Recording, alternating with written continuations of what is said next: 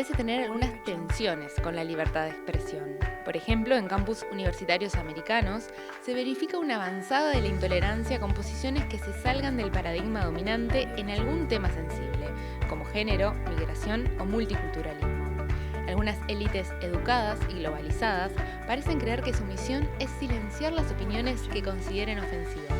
Sin embargo, también parece claro que personas antiliberales y populistas han encontrado en su etiqueta de políticamente incorrecto una forma de justificar la violencia, la irracionalidad o la simple ignorancia. La presión por no emitir ciertos comentarios o hacer determinados chistes, ¿representa un avance como sociedad? ¿Existe el derecho a no ser ofendido? ¿Cuáles son los límites en el debate público? Hoy, en Pensando Uruguay, discutimos sobre la corrección política.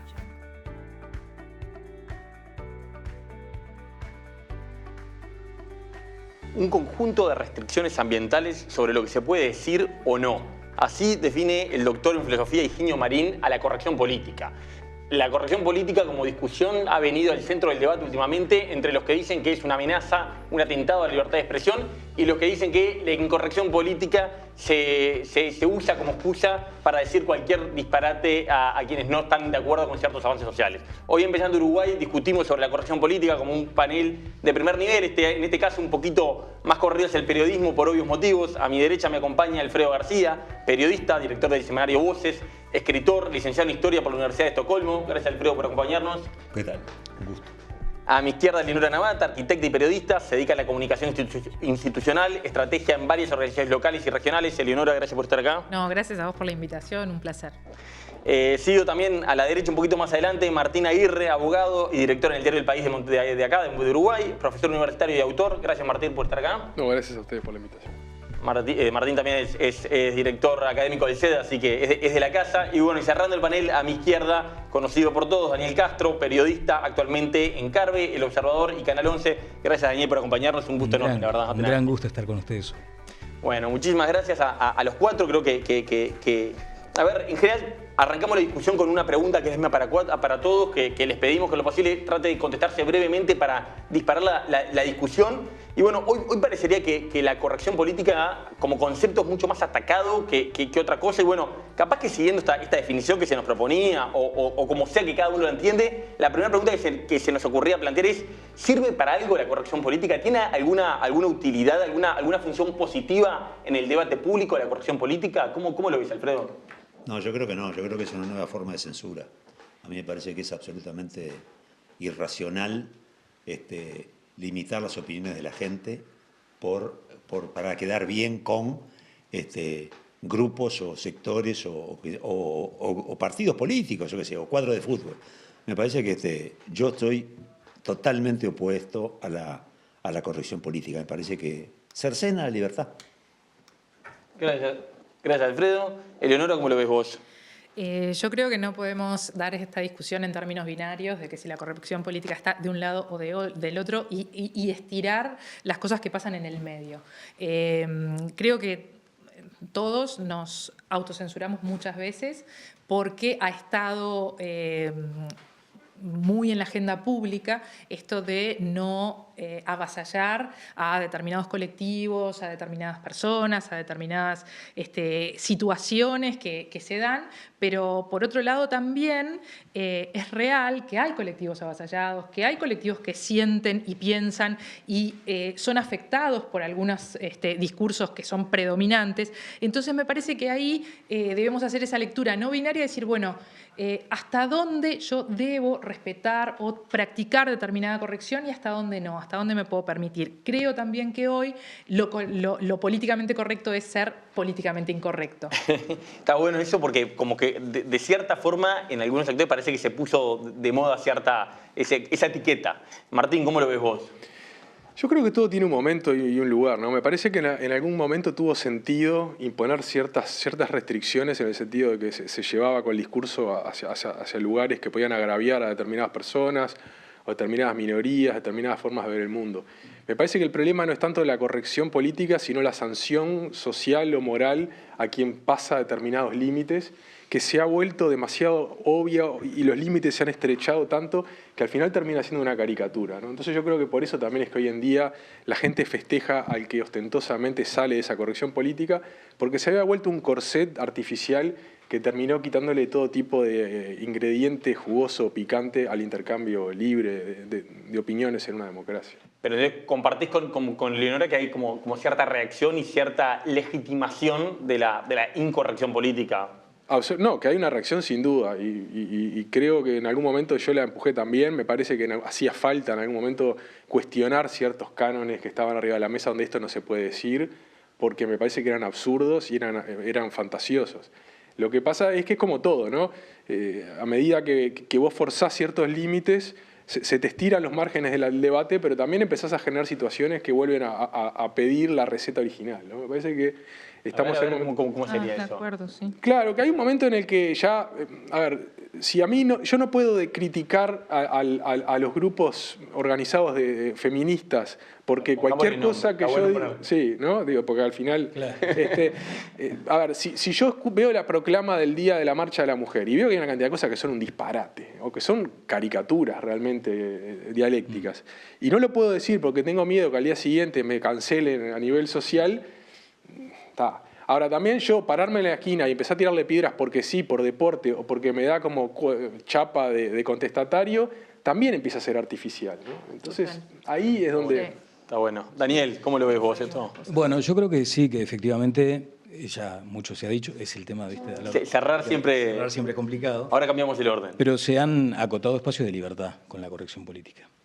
Se nos ha acotado a los periodistas y, como mencionabas, esta mesa tiene un perfil periodístico y ahí es donde uno tiene que asumir también aquellas debilidades y tenés como cierto temor a que al ingresar a la incorrección política, ese monstruo censor que está en una cueva que nunca nadie sabe dónde está, te pueda empezar a atacar.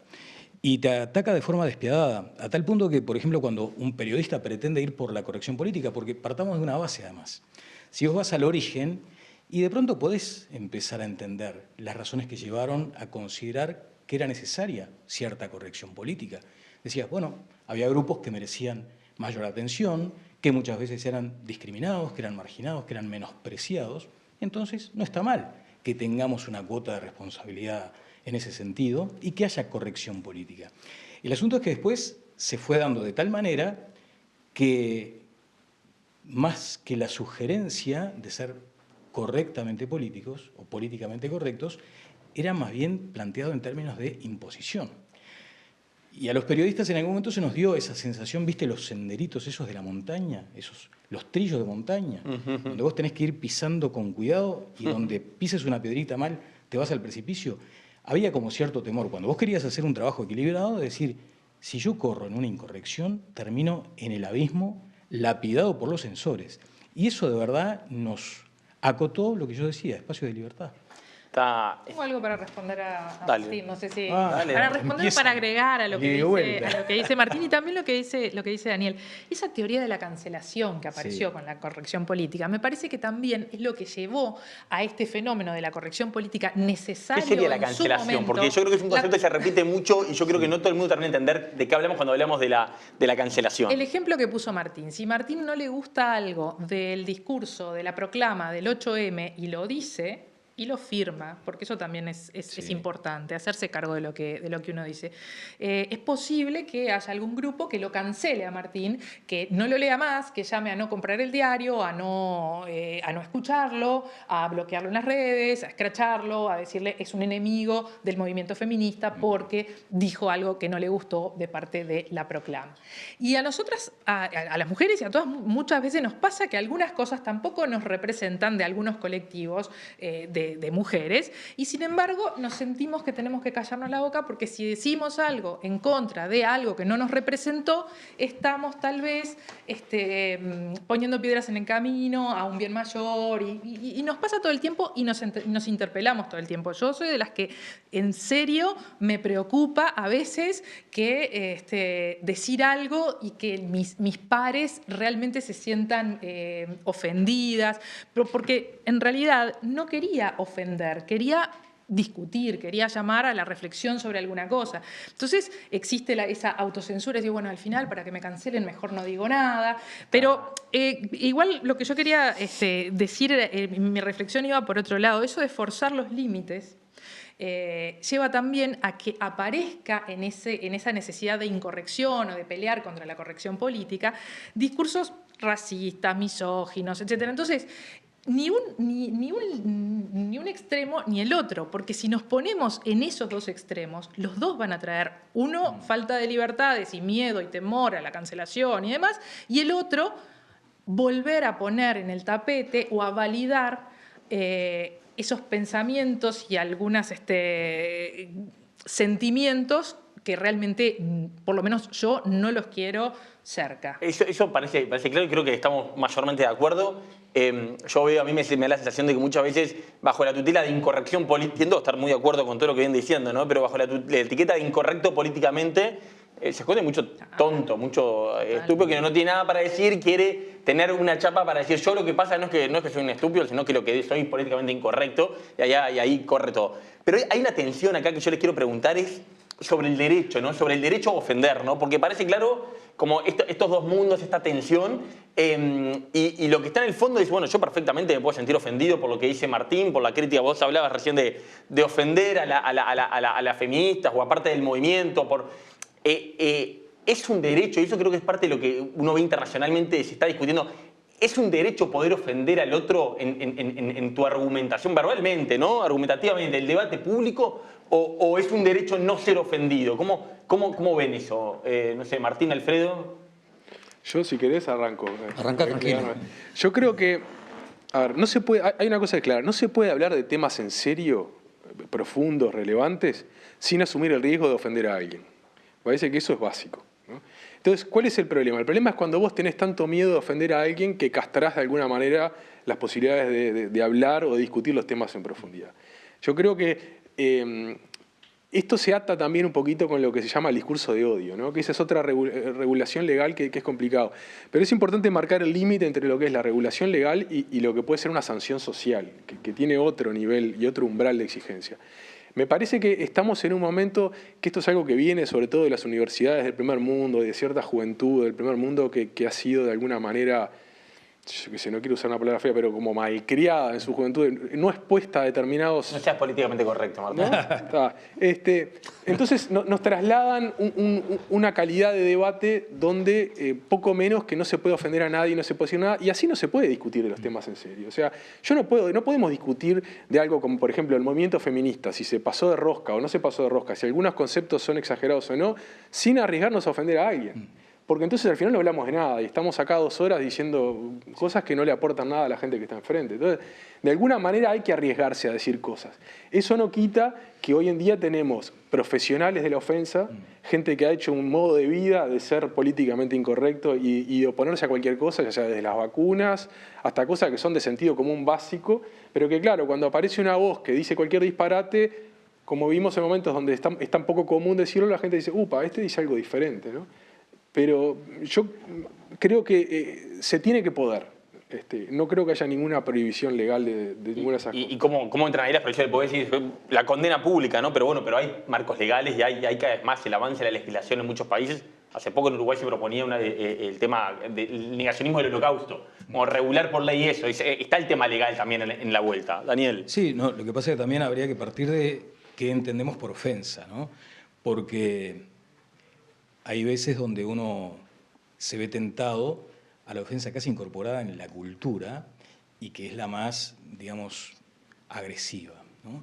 Ahora, como dice Martín, si vos vas a encarar un tema en serio, es muy probable, al ser tan subjetivo el concepto, que termines lesionando aquellos intereses de la persona que en ese momento cree ser atacada y de pronto ni siquiera la pensaste. Ahora, La ofensa esa de, por ejemplo, ante cualquier incidente en el tránsito, vos ya le acusás al tachero de ser un muerto de hambre, o cualquiera que tenga un problema contigo, hijo de un camión de prostitutas, eso que lo tenemos tan incorporado. Trabajadoras sexuales, para ser sexuales, políticamente correctas. Entonces, también se te da esa sensación de que muchas veces la corrección política hace que vos aparezcas en público con un discurso que no lo sostenés después en la vida cotidiana y privada. Manifestado esto, también entiendo claramente que uno no puede estar todo el tiempo midiendo de qué manera puede ofender al otro.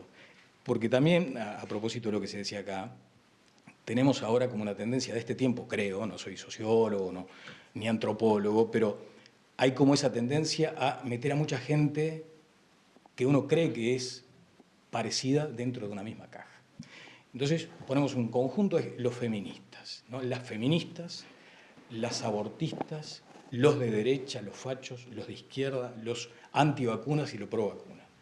Y después que los tenemos a todos en la caja, los rotulamos. Le ponemos la cinta y el rótulo, la etiqueta.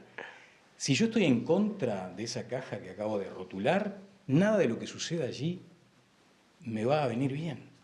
Y lo que nosotros somos es un conjunto de personas pensantes, somos masa crítica. Entonces, tenemos la tendencia a ofender al otro poniéndolo en una caja con una cantidad enorme de otras personas. Eso me parece que es un riesgo también que estamos cometiendo hoy por hoy. Es interesante. Durante la pandemia creo que se vio mucho de esto, ¿no? De la dificultad que había a cuestionar en algunos países, claro, a cuestionar las estrategias de encierro más duro, que después dio esto, que se demostró que no eran las correctas, pero en Argentina fue muy notorio la dificultad que había para decir ciertas cosas que hoy en día son evidentes. Sí, y también te digo una cosa brevísima, porque no quiero ocupar mucho tiempo en el uso de la palabra, pero el hecho de que yo tenga derecho a ofender no me da la libertad para hacerlo. O sea, también me da la libertad para condicionar mi propia ofensa. O sea, no es que yo, como tengo derecho a la libre expresión, pueda ofender a quien quiera. Al contrario, tengo la responsabilidad de pronto de mantenerme tal vez con algunos pensamientos para mí. Alfredo. Mira, yo creo que esto en definitiva es un encasillamiento del pensamiento que es complicado, porque ahora no solo no se puede decir gordo, no se puede decir homosexual, no se puede decir negro, no se puede decir prostituta, no se puede decir nada, porque alguien siempre se ofende. Bueno, macho, y si alguien se ofende, lamento mucho. Bueno, vos decís las cosas, pero no con ánimo de ofender. Vos decís las cosas pues pensás de una determinada manera y tenés argumentos para eso. Yo considero que hacer normas legales, y en este caso lo que vos acabas de mencionar, lo del holocausto, me parece un disparate, porque yo tengo recontra 10.000 argumentos para hacer bolsa a un nazi que dice que el holocausto no existió. Tengo argumentos históricos de todo tipo. No preciso una ley para condenarlo como un crimen, me parece que es disparatado. Esa cuestión de poner leyes para todo es como los que quieren cancelar las historias infantiles o los cuadros o lo que sea porque eran de otra época. Estamos realmente... El humor... Se limita el humor, por favor, dejen volar libre a la gente.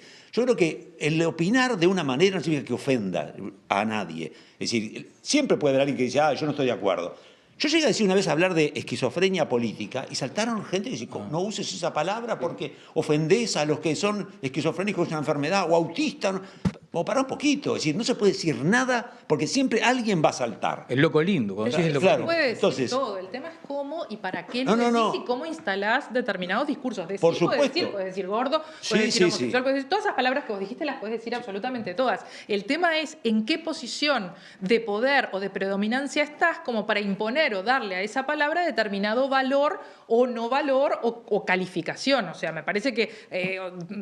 Así que yo, si tengo poder, puedo determinar el contenido de una palabra. Tenés poder, tenés que cuidarte más. Tenés que tener responsabilidad sobre ese poder. Con el tema del ofendido y el ofensor, o sea, sí, obviamente que siempre podés ofender, aunque no utilices palabras extrañas o palabras que tengan determinada...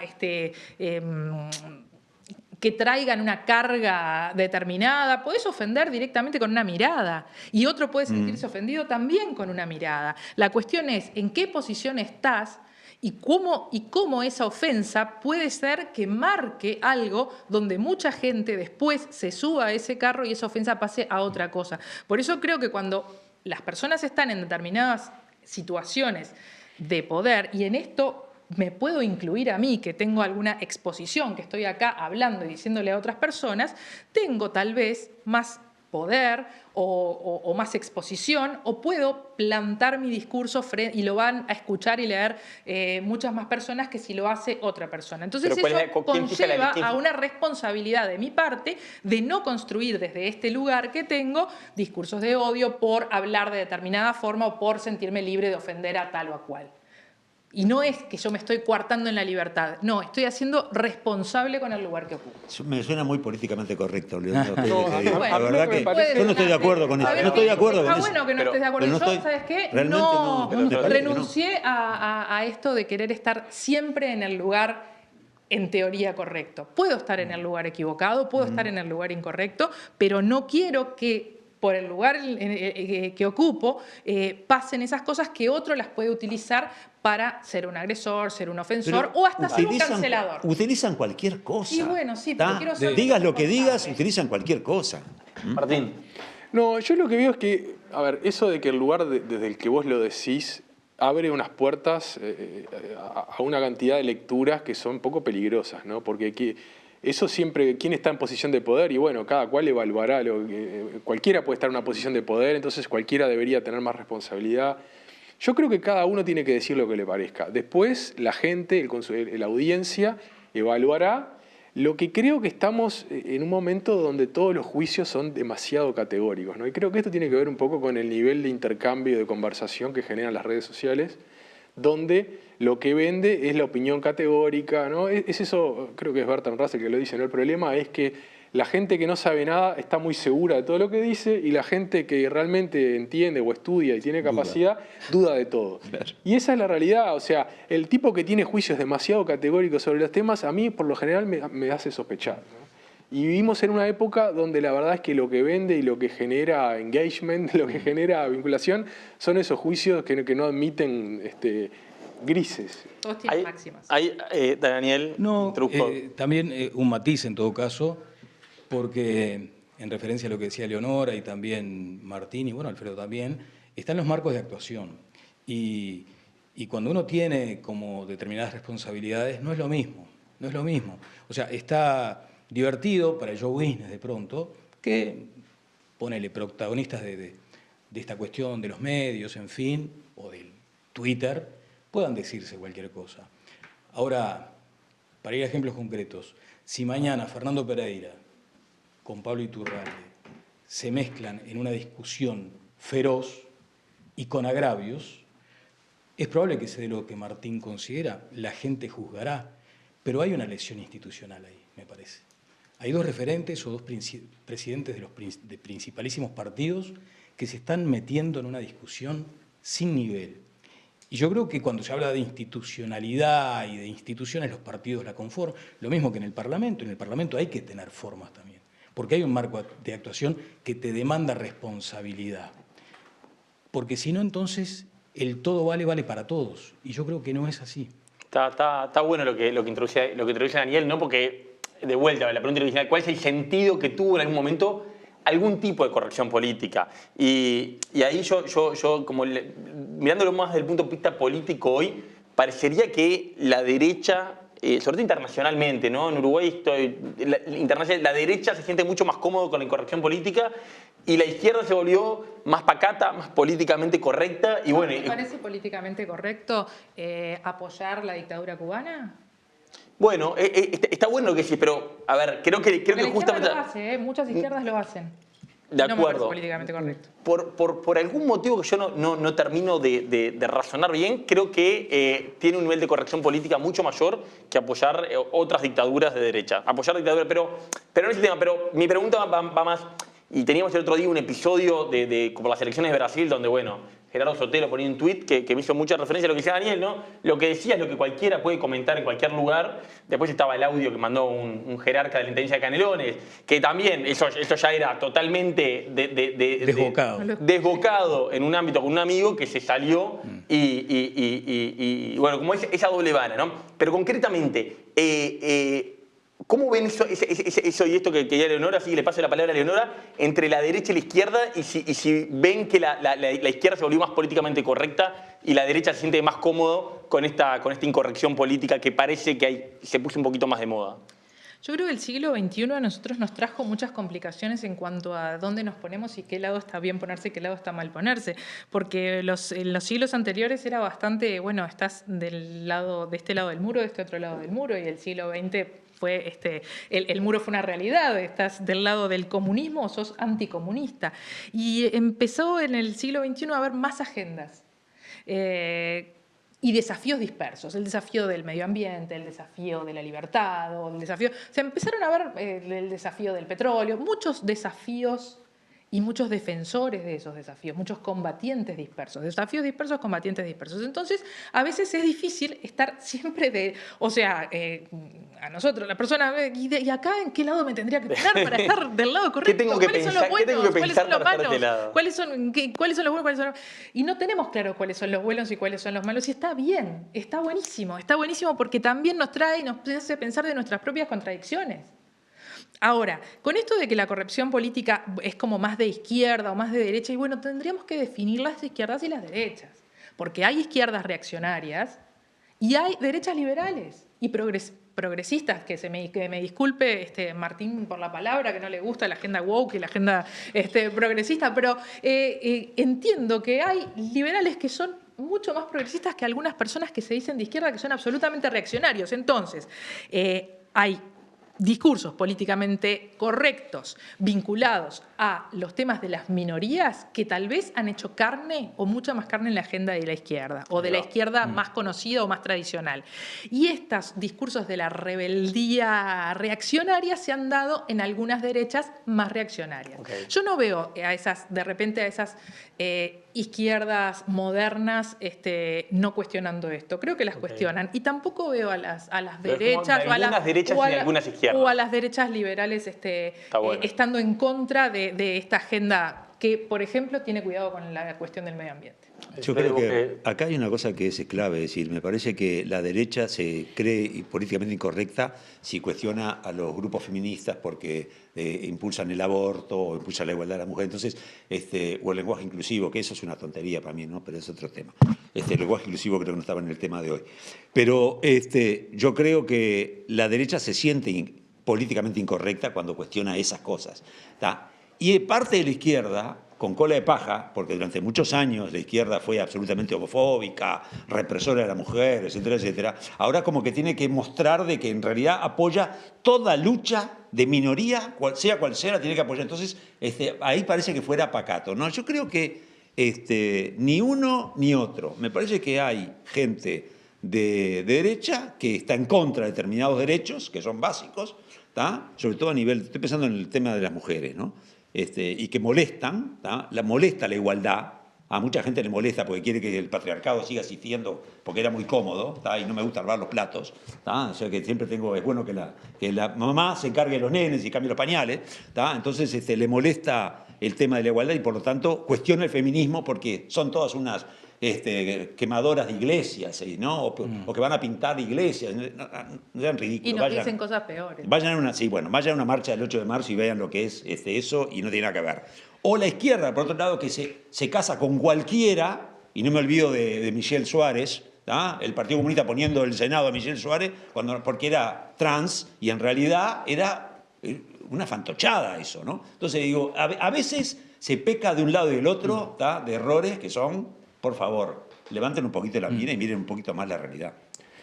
Yo creo que esto tiene un trasfondo histórico, ¿no? Me parece que tiene que ver mucho con lo que pasó en el mundo en los años 90, 2000, con liderazgos como, yo qué sé, Tony Blair, Clinton, esa izquierda socialdemócrata que fue como muy exitosa en Europa y en Estados Unidos y que se impuso como el canon del sentido común, ¿no? Que fue un canon que atravesó a periodistas, académicos, una cantidad de gente. Entonces, eso tenía una cosa buena, que había posiciones en los márgenes que no eran aceptadas en el discurso, ¿no? Y parecía que el sentido común iba por ahí y todo lo correcto era eso. En algún momento esas visiones empezaron a hacer agua, sobre todo porque no dieron los resultados en materia de una cantidad de áreas de prosperidad y de mejora social que se hubiera esperado, ¿no? Entonces empezaron a aparecer voces en los extremos y esas voces fueron las que se fueron callando con el tema de la corrección política. Pero me parece que eso también está atrás de por qué es menos grave, en ciertos sentidos, para esas voces, tolerar a la revolución cubana que criticar a Bolsonaro. Porque en el fondo tu padre, tu abuelo era simpatizante de la Revolución Cubana, entonces tampoco podés, no le vas a pedir a nadie que vaya en contra de eso. Entonces me parece que por eso no es tan igualitaria. Y por eso, de repente, en cuestiones como en las elecciones de Brasil, hace tan difícil que gente pensante y razonable se ponga a darse cuenta de que el 50% de los brasileños no son fachos. Y que no quieren destruir el Amazonas, ni quieren las cosas que se pintan, ¿no? Entonces, lo que nos ha llevado esa corrección política es a una lectura de la realidad muy poco sofisticada. Y sobre todo una realidad actual, ¿no? Donde algunas etiquetas empiezan a quedar viejas. Entonces, lo que nos tendríamos que preguntar es, ¿en algún momento tuvo razón de hacer esa corrección política? ¿Respondió algo que servía? Bien. ¿Responde hoy en día algo que sirva? ¿Nos sirve para entender la realidad? Y yo creo que ahí la verdad es que la respuesta es que no. Es que no. Daniel, ¿cómo ves esto? Sí, es interesante. Es siempre más lindo escuchar que aportar, porque de pronto uno en el aporte queda rengo de algunas cosas que piensa mientras los compañeros están hablando. Pero yo creo que también, volviendo a los orígenes de estos movimientos, de estas militancias, es probable que todos coincidiéramos con aquellas necesarias reformas en la manera de pensar. No estaba bueno que una mujer y un hombre ocupando el mismo cargo y con las mismas responsabilidades ganaran tan distinto. No estaba bueno que hubiera una integración masculina en los órganos de conducción de los políticos, de los gobiernos, en fin. Eso había que revisarlo. Del mismo modo, había que incorporar más elementos para debates más profundos que tienen que ver con la vida, como por ejemplo el aborto, la interrupción del embarazo. Pero también, siendo ese origen de pronto respetable, después se fue como generando a instancias de esas propuestas un caudal electoral. Y yo no desmerecería lo que ven los políticos en ese tipo de movimientos, en ese tipo de caudales de grupos, por ejemplo, feministas, donde tengo temor, voy a ser incorrectamente político, de que haya mucho caretaje también. Yo tengo que estar ahí, ¿no? O sea, yo tengo que estar en el 8M para que me vean, más allá de que de pronto no comulgo con todos los postulados. O al revés, si entiendo que la cuestión del 8M fue derivando para un lugar que yo no quiero y tengo la libertad de apartarme de eso. Lo de Lula, que ahora se estaba mencionando respecto a las elecciones, en función de su auditorio acomodaba su mensaje también. En función de quienes lo estaban escuchando era que iba moldeando su discurso. Entonces una persona que de pronto era proabortista, por decirlo en términos bien contundentes, cuando se enfrentó a que los evangélicos podían mover la aguja, moderó mucho su discurso. Y acá tenemos también la posibilidad de que alguien pueda acudir a esos lugares para marcar presencia, o aún con la ausencia también puede marcar como perfil. O sea, yo voy siendo, digamos, liberal, ¿no?, al acto del PIT-CNT, y me muestro allí, me manifiesto allí. ¿Y por qué? Quiero que piensen que también tengo cercanía con esos sectores o estoy dispuesto a escucharlos. Ahora, de pronto también, desde el otro lado, no voy al cierre del Prado porque tengo miedo que me peguen mis compañeros. O sea, lo que veo es que hay mucho cálculo electoral también en estas discusiones y eso termina como intoxicando todo. Está interesante. Creo que yo me quedo con lo que decía Leonora, ¿no? De capaz que son algunas derechas y algunas izquierdas y no. Pero sí me parece claro, bueno, uno mira hace 15 años, 20 años, los populistas que emergían a anti-establishment, en América Latina en particular, eran más de izquierda, ¿no? Y apareció Chávez, y apareció Evo, y aparecieron una cantidad de personajes anti-establishment. Y hoy en día uno mira las elecciones de Brasil y el establishment apoyó casi enteramente a Lula, en Estados Unidos ni que hablar, que estuvo con Biden. Entonces, parecería, y ahí para el programa me tomé el trabajo de como seguir la historia del término corrección política, y uno lo que se encuentra es que originalmente las primeras referencias son más en un sentido positivo, de los gobiernos totalitarios, comunistas y de Alemania nazi, de alguien que tenía opiniones políticamente correctas, como que era aceptable, como que estaba bien, no era peligroso desde el punto de vista de las ideas. Y recién en los 70 el término corrección política empieza a tener este sentido, ¿no? como peyorativo, negativo, de bueno, los que dicen lo que hay que decir y los que dicen lo que se tiene que salir. Y en ese sentido me parece que hay como una cosa que puede haber algún enroque, a pesar de que Eleonora no lo ve muy así, y que en la derecha y en la izquierda, en quien desafía el status quo, la izquierda era históricamente más desafiante el status quo y que podría haber algún tipo de enroque. ¿Me dejás incorporar un tema que a mí me tiene también un poquito asombrado, ¿no? Los objetivos de desarrollo para 2030. Los ODS, ¿no? Y vos empezás a leer los objetivos de desarrollo. Y la verdad, a mí me cuesta mucho encontrarle el sesgo que se le pretende atribuir, porque tengo la sensación de que todos coincidimos con todo lo que allí se propone. Sin embargo, ahora vos hablás de los ODS y te pegas, ¿me entendés? Agenda 2030. Porque pensás que está siendo funcional al discurso de la izquierda internacional. Entonces, a veces también nosotros nos enfrentamos a ese desafío de intentar decodificar, porque de verdad no siento que allí haya como una fuente, digamos, en un sentido, en este caso en el sentido de la izquierda. Me parecería más universal que otra cosa. Yo sí creo que, perdón Agustín, no sé si vas a decir algo, creo que sí que el periodismo está ante un desafío muy particular. Por un lado, porque creo que nosotros como grupo, por más que a mí lo de los colectivos no me gusta mucho. Muy individualista. Yo soy muy individualista, sí. Me parece que hemos adoptado ese canon de lo que está bien y lo que está mal, totalmente de corrección política, y eso, el peligro es que nos aleja mucho de las audiencias. O sea, lo que nosotros entendemos, el estamento de los periodistas del Uruguay, lo que entendemos que es importante y lo que no, lo que entendemos que está bien y está mal, no necesariamente es lo que entiende la mayoría de la gente, y permanentemente eso nos genera desfasajes con lo que pide la audiencia. ¿Y qué hay que hacer? Bueno, esa es una buena pregunta. Pero después hay cosas que pasan, como por ejemplo, hubo un caso que a mí me preocupó mucho, que fue un medio que no fue El País, que fue El Observador, cuando hicieron el primer informe sobre el tema de las ollas populares. Un informe muy tibio, muy correcto, pero sin ninguna cosa altisonante, donde cuestionaban tibiamente la politización del fenómeno. Las personas que hicieron ese informe tuvieron que asumir un nivel de paliza en las redes sociales y de disciplinamiento que es absolutamente contrario a cualquier instinto periodístico, ¿no? Porque después hay que tener la espalda muy ancha para volver a meterse en esas áreas, y la realidad mostró que había un problema en eso y que había situaciones de politización. Entonces me parece que, por un lado, es el peligro de alinearse con las intenciones de la sociedad, pero también por otro es en algún momento poder tener la espalda como para salir y plantear problemas donde los ves, por más que eso te genere una reacción contraria muy fuerte. Le planteo una pregunta final y les voy a hacer una rondita final justamente vinculado a esto que Martín hablaba, ¿no? Bueno, ¿cómo se responde esta tensión? Creo que, bueno, más allá de los matices, como estamos más o menos de acuerdo que hay una tensión acá que hay que resolver, ¿no? ¿Cómo desde el periodismo se resuelve? Y con un tema muy concreto, aquello de, bueno, hay que darle voz a los extremistas, hay que darle voz a aquello de, bueno, él que representa algo que me parece que está mal, pero que está allí. ¿Hasta dónde yo siento que es el periodismo lidia entre esas cosas? No, a estos no hay que darle voz, no hay que darle lugar o el negacionismo o a lo que sea. El tema de los antivacunas fue muy claro. Vayamos al ejemplo de los antivacunas que me parece muy claro. Bueno, había que darle voz a esa gente, pero pueden ser con otros fenómenos, los negacionistas de la violencia contra la mujer o contra, ¿cómo? El cambio climático. El cambio climático.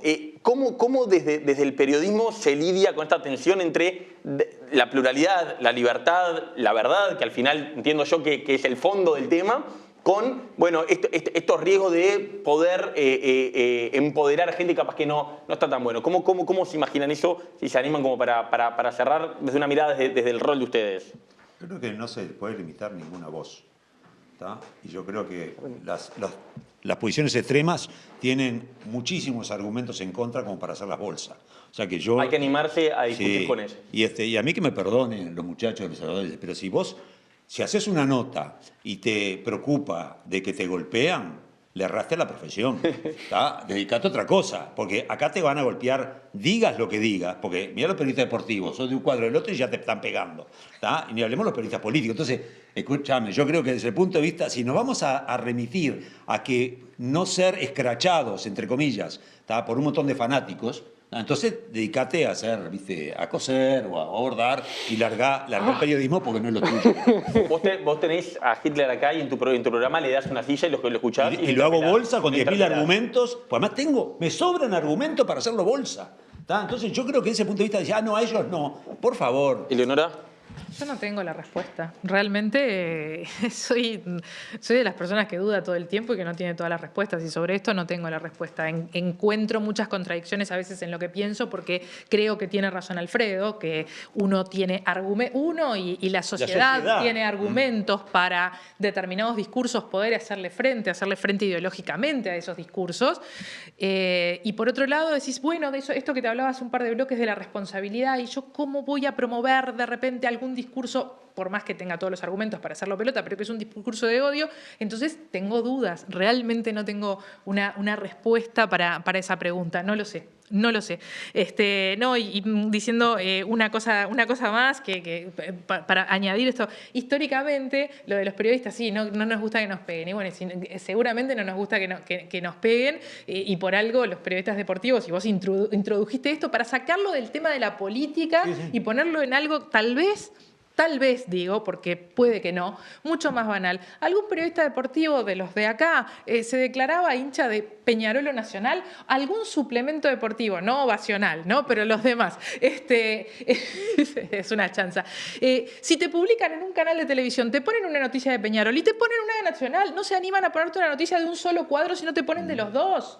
Y eso es histórico, y estamos hablando de cuadro de fútbol de la liga de acá, o sea, y más que eso, ese ejemplo del miedo a la incorrección o a que no se ofenda al otro, ahí más que eso. La cobardía es un mal consejero en el periodismo. Martín. Sí, a ver, yo soy hincha en este sentido para variar, del sistema americano del mercado de ideas, ¿no? Yo creo que el mercado de ideas es aquel donde pueden aportar todas las miradas, tienen un lugar, pero que después la sociedad decanta y uno tiene que creer y ser optimista, porque no te queda otra, de que la sociedad va a decantar lo que está bien y va a eliminar lo que está mal. Creo que cuando una persona desde un lugar privilegiado, como puede ser estar en un medio, empezar a decir yo excluyo a esta persona, claro, creo que al revés, está generando el caldo de cultivo para que esa mirada crezca más. Sí, ¿no? Entonces, después está la otra palabra que es clave, que es la proporcionalidad. Entonces, yo creo que había que darle voz a los antivacunas. Hay que decir antivacuna, pues si le dicen antivacuna se te enojan porque ellos dicen que solo están en contra de una vacuna. El problema es que después cuando vos ves que eso funciona porque arma lío, no lo tengas todo el día hablando, ¿no? Porque ahí está el peligro hoy en día. Pero me parece que yo no me siento capaz, porque estoy en un lugar laboral donde puedo definir capaz que quién habla y quién no, de decir esta manera de ver el mundo no puede salir acá. Me parece que es peligroso. Me parece que eso es una decisión que tiene que correr por la sociedad en general. Gracias, Martín. Daniel. Yo también quiero decir que las decisiones muchas veces en una redacción son colectivas. Por lo tanto, mi opinión en este caso es una, en 5, en 10, en 15. Y está bien ese ejercicio porque te permite muchas veces abrir la cabeza, ¿no? Vos vas con una verdad revelada y asumida y resulta que con fundamentos te la dan vuelta y está bien, ¿no? Decía Claudio Romanov, ser coherente no es virtud, o la coherencia no es virtud. Y tenía mucho que ver con eso. Uno también no debe desestimar aquella posibilidad de cambiar para todas estas cuestiones que estamos hablando. Capaz que mañana haces el programa y todos pensamos un poco distinto. Entonces, primero, las decisiones son colectivas a veces en las redacciones y emerge lo que la mayoría más o menos considera, darle voz o no. Yo considero que sí, que hay que darles voz, aún a personas que están con la antivacuna. Porque después la gente juzga, hasta en la propia forma de decir el discurso. Y después me parece que el periodismo, por suerte, nos ha permitido que se abra el abanico de especialidades. Entonces, antes estaba aquel periodista duro, firme, que aparecía cuadradito, bien, ¿no? Almidonado, y que no tenía margen para mucha cosa que no sea simplemente leer la información que estabas publicando. Hoy, felizmente, los propios periodistas tenemos mucho más libertad. tenemos mucho más capacidad, como decía Alfredo, para interpelar, para cuestionar con información a la persona que tenés enfrente. Ha variado mucho eso. Antes el periodismo de opinión estaba reservado a unos pocos. Hoy tenés más libertad. Y como decía también Martín, la gente después a lo largo del día va a valorar eso. ¿Qué medio o qué periodista lo manejó mejor? Pero aparte, ¿quién marca los límites? ¿Quién es el que tiene autoridad para marcar los límites de qué sí, qué no? Y una cosa que me olvidé de comentar, que estaría buenísimo, es que también tenemos como ese cliché o esa especie de etiqueta de formadores de opinión. Bueno, en fin, yo qué sé. O sea, el decir que sos formador de opinión implica que del otro lado de la línea hay un rebaño que está siguiendo tu opinión y que los estás moldeando. Bueno, creo que también eso pasó de moda. Como pasó de moda el periodista almidonado, el formador de opinión me parece que pasó de moda. Bueno, una cosa, no, dale, Nora. Yo tengo mucha confianza en las juventudes.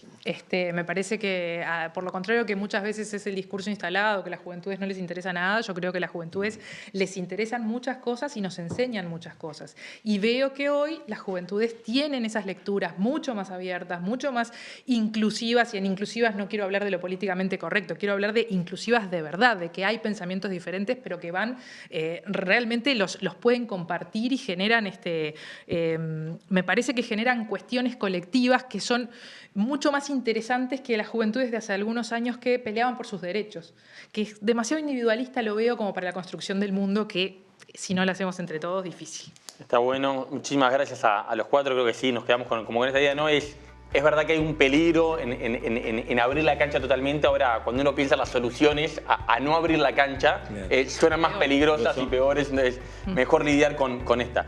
Bueno, muchísimas gracias a Alfredo García, Eleonora Navata, Martín Aguirre y Daniel Castro. Un gusto enorme haber conversado y creo que fue muy rico el intercambio. Gracias. Nos encontramos el próximo jueves para otro programa de Pensando Uruguay. Pensando Uruguay es un programa del Centro de Estudios para el Desarrollo con el apoyo de Esdrújula TV y la Fundación Konrad Adenauer.